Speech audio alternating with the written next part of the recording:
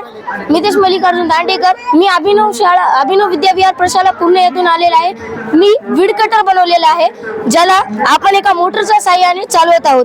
या मोटरला आपण या बॅटरीनं करंट देत आहोत. ही बॅटरी 12 व्होल्टची आहे. ही मोटर 1000 RPM ची आहे. ही मोटर फिरली की ह्याच्या खाली आपण जे ब्लेड लावलेले आहेत ते ब्लेड फिरतात. त्याच्यानं गवत कोणतंही तण वगैरे जे असतं ते शार्प ब्लेडनं कट होतं, ते एका लेवल मध्ये कट होतं.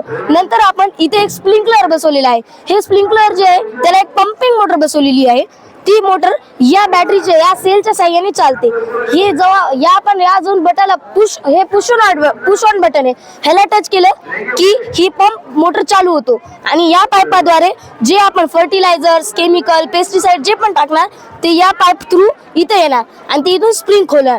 स्प्रिंग झालं की आपल्याला एका कामामध्ये दोन्ही काम करता येणार आणि हे खूप कॉस्ट कमी आहे याची, म्हणजे हे चीपेस्ट प्राइस मध्ये अवेलेबल पण होतो आणि यूज टू इझी, म्हणजे हे वापरायला पण सोपं आहे.